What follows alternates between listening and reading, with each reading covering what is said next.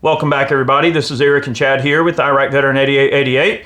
Today, we got a very special presentation here for you. We're going to be talking about the 3 most essential types of guns for life and liberty, for protecting yourself. We've got a lot of new gun owners, and a lot of folks are confused about what they should get and what the most useful types of guns are and why you would need to have them. So this is essentially a top 3, and it's only 3 basic types of things that we want to look at in terms of the types of guns that we feel every American household should have. These are the basics, and we'll go over that here a little bit.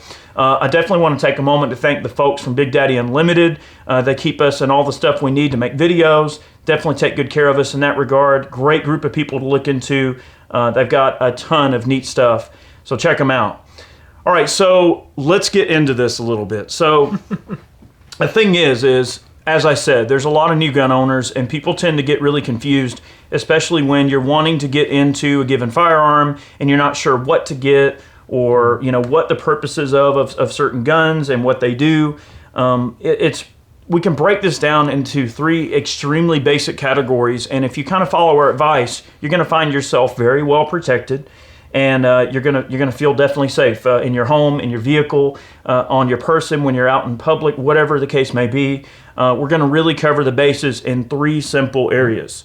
Very simple. So we're gonna start in the degree of concealability and let's just say escalation of force, all right? So probably the most essential thing that most people are gonna deem they need immediately is probably some form of a handgun. I'd say probably 80 to 90% of folks out there who purchase their first firearm, they're always going to purchase a handgun.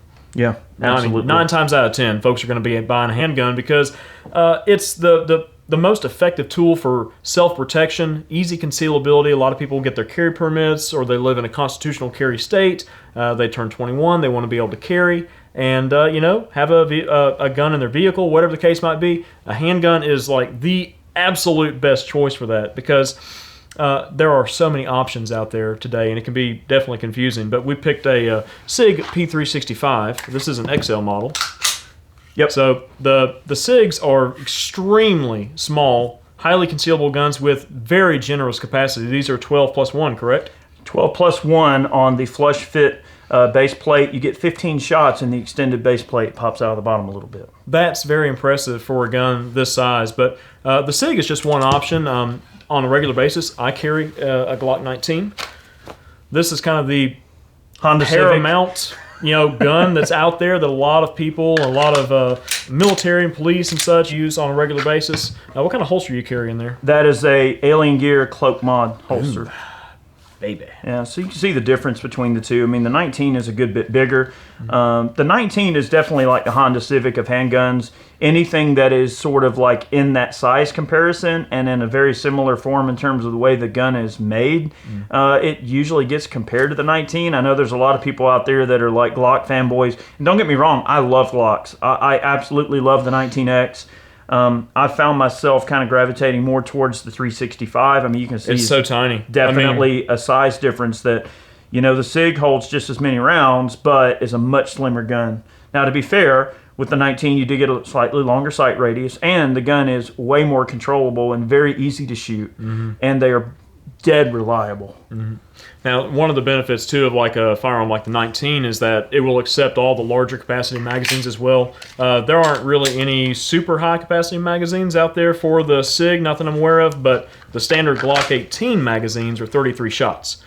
So if push came to shove, and you wanted to keep this firearm by the bedside and keep a large stick mag there, then you've got that option with something like a Glock. But really, it's just about having a handgun that can serve dual purposes. It works well for concealed carry.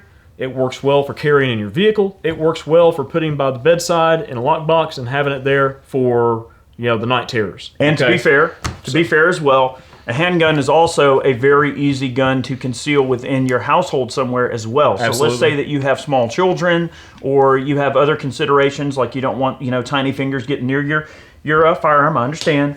A handgun is way easier to hide somewhere very indiscreet. Let's say you don't have a safe. I recommend having a safe if you have a quantity of guns. But if you don't have a safe, and let's just say you're a first-time gun owner, this is a very easy thing to hide.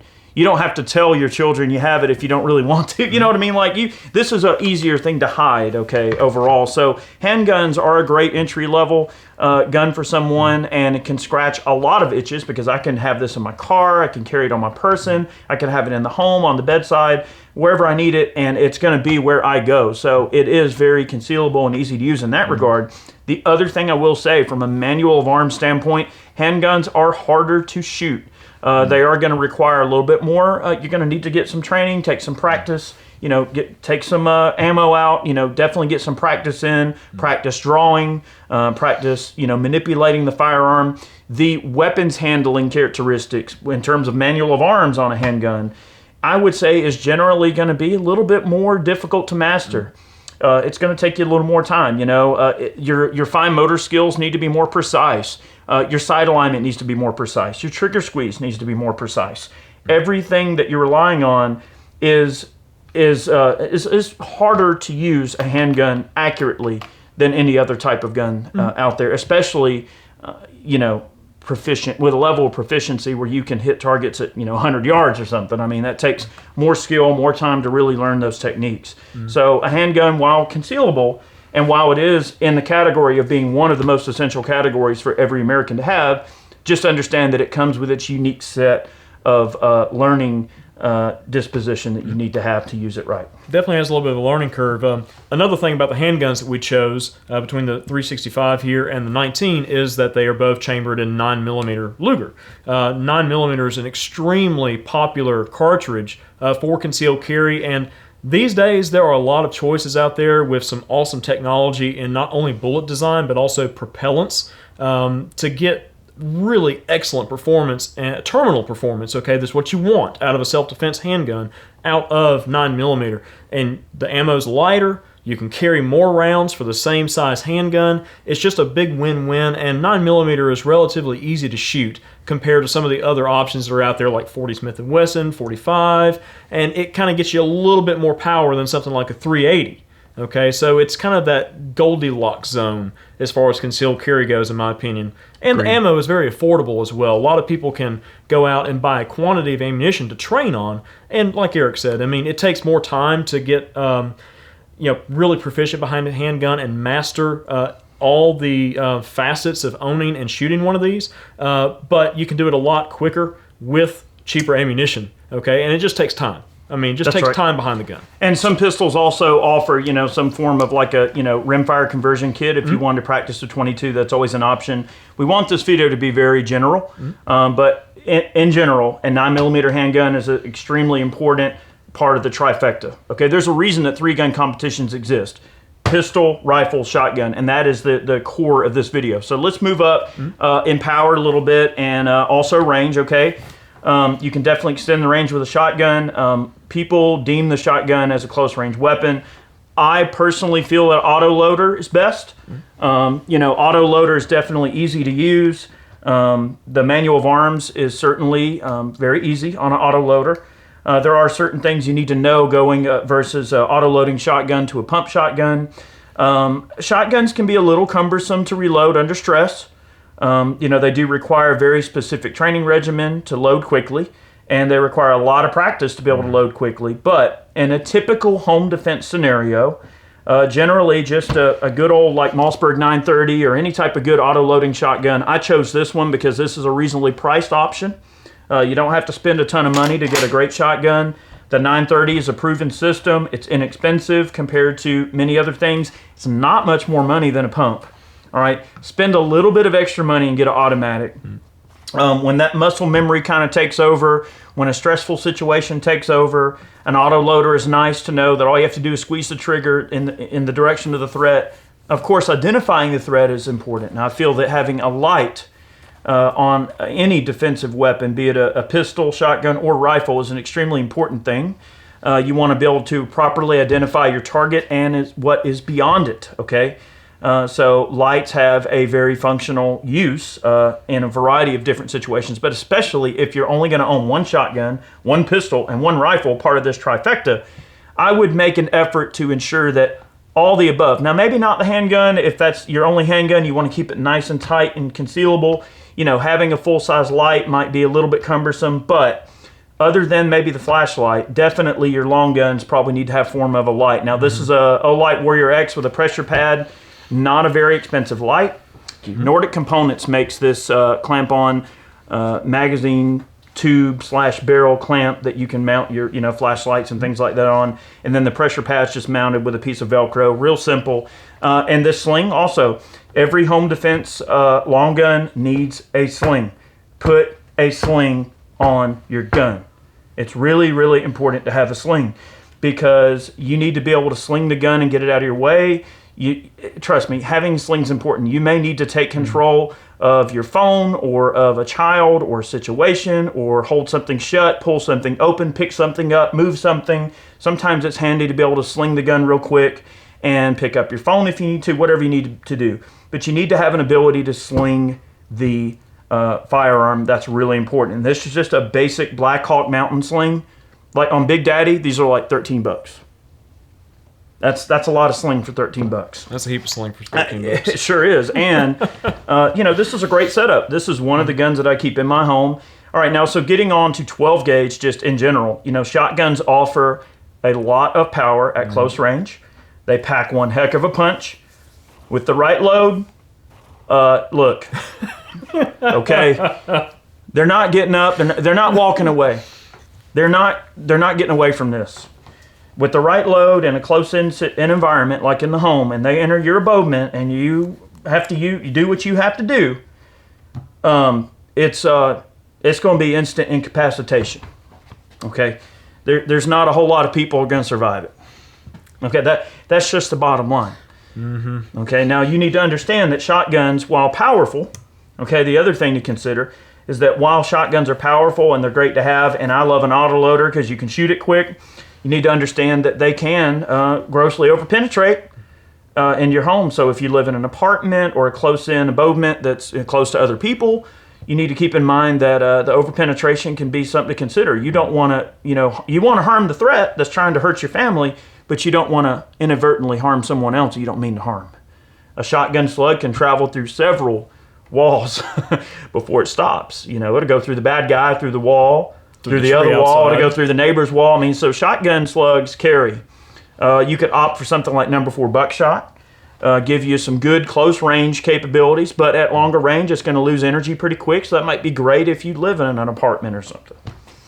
So shotguns are definitely a escalation of force, to say the least. I mean, this is why military and police use these for like entry, okay? Because there's so many versatile so many things that you can do with a shotgun, just based on the payload. I mean, you can use door breaching shells. You can have birdshot. So not only is a combat type shotgun good for self-defense, you can also shoot birdshot out of it. Mm-hmm. If you need to use it in a hunting situation or a survival situation, you could use it for that.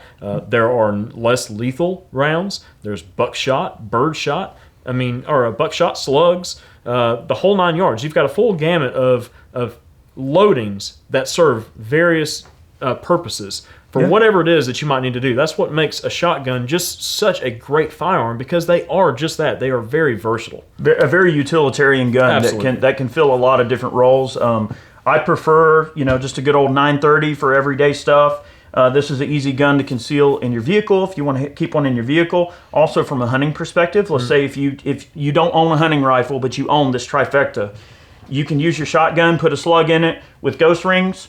You can take deer 50, 60 yards, probably even 100 if you're a good shot, no problem. So a shotgun slug packs a good punch. You can hunt with it, take down game, protect your home. Very, very useful piece of gear. Mm-hmm. I recommend autoloader, but look, pumps are great too. If all you can afford is a basic pump, go for it. You can't go wrong with the pump action either, but I prefer autoloaders.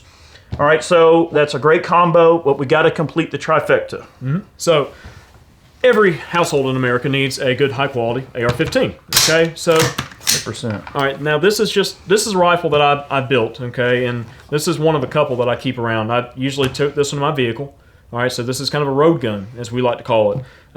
But a rifle serves a wonderful purpose of an escalation of force, okay? You hear a lot of times, fight your way back to a rifle. You carry a handgun, fight your way to a rifle. It's because a rifle is a force multiplier, okay? The rounds that this rifle fires. It's a standard 5.56, and it has at least 3 times as much energy as most pistol rounds do.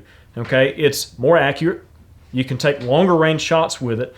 You can outfit them with more accessories and things like that for various purposes. I just keep a Surefire Scout 300 on this with a pressure pad. I keep an ACOG on it, and the ACOG is great. I mean, I can take shots out to 600 yards if need be. Now, in a self-defense scenario, will you be doing that? Likely not, but this is a good, stand your ground type rifle. If you were ever in some sort of crazy situation where you would need to escalate to this, that's a bad day, okay, for somebody, all right? But a rifle is a wonderful tool to have. You can hunt with this as well, okay? Most states will allow you to hunt with .223 and 5.56, so you could take this hunting. It doesn't look like a hunting rifle, but it is completely capable of taking most game that you would want to eat, okay, in some sort of survival scenario, whatever the case might be. And there's a lot of hunters that have totally, integrated to the AR platform for hunting purposes. I mean, the AR can be chambered in a lot of cool cartridges that lend themselves to hunting maybe a little bit better than 5.56, but, there's nothing wrong with this as a hunting rifle. I have killed so many coyotes and foxes with 5.56. It's crazy. And I've killed a lot of hogs with 5.56, and it is perfectly capable of taking game. So your shotgun and your rifle can still fill the hunting niche, but while having an edge of personal protection associated with it. Absolutely. So one of the benefits of an AR, okay, which is a very versatile gun as well. I mean, most of the guns that we have here are very universal, okay, and utilitarian. But the upper receiver is kind of the heart of an AR. You can have one lower, and then you can purchase multiple uppers that are in different calibers for different purposes, different cartridges for different purposes. If you need something, say, like a 6.5 Grendel, okay, to hunt with in your particular state because they don't allow 5.56 to be used for hunting, well, you just simply drop this upper, which already has an optic on it, onto your lower that you already own, and then there, boom, you've got a hunting rifle, and then you can leave your defensive rifle at home. But then when you go back out on the road, or you want to put your defensive rifle by your bedside, you just pop your upper back on it. I mean, it's a utilitarian gun, and it is very much in common use in this country. I mean, this is America's rifle, the 100%. AR-15. Yep. So I always find myself toting a good quality rifle everywhere I go because, just the world's a crazy place, and, I just like kind of being ready for whatever, you might encounter. There's certainly nothing wrong with that. Absolutely not, but an AR-15, I mean, a good quality 9mm handgun, a good quality 12-gauge shotgun, and an AR of some kind. And I will err to say an auto-loader and a shotgun is probably going to be a little easier to use under stress. I prefer an auto-loader. That's just my opinion, of course. I would say that out of all the three, the shotgun's going to be the hardest to master. Okay. Not the handgun? No. You don't think so? No, I think the rifle and the handgun are going to be a little bit... I think the shotgun, in terms of let's just say offensive purposes, like taking a shotgun into a fight. And then reloading and such. Yes. These things are not easy to reload under stress. I more consider the shotgun kind of a unload it, throw it down, grab something else kind of gun. Like, when it comes to shotguns, I'm going to be a New York reload kind of guy. I'm going to empty the gun. I'm going to grab another shotgun. I'm just going to grab an extra shotgun. And I keep multiple semi-auto shotguns loaded in the house, and I'm not going to try to reload it. It's faster for me to grab another full shotgun than it is for me to try to reload See, what's the thinking behind that? It's like, well, I'm not sure what room I'll be in when they break in. Well, look, shotguns offer a heck of a lot of power, and it is a great defense tool, but I believe that from an offensive standpoint, like actually going into a known fight with a shotgun, you better be on top of your stuff. You better know what you're doing because it's not an easy thing to master under stress. Now, I guess the crux of that and the idea there is that you're going to end the problem before the shotgun's empty, maybe, but it is certainly something to consider. I would consider a shotgun as a secondary type of weapon. Yeah. I'd probably want to have, rifle as my primary and have this as a backup, and then have it as a tool sort of in the arsenal for what I may need to do, right? So it is a very purpose-driven type of thing. I would say that if there were some one end-all, do-all situation, if I knew I had to go into a fight, I'm definitely going to prefer this over anything else. These are to get me to this, okay? And then this is to get me away from the situation, okay? So that's the ultimate goal, is removing yourself from a bad situation, or if you can't do that, removing them from the gene pool.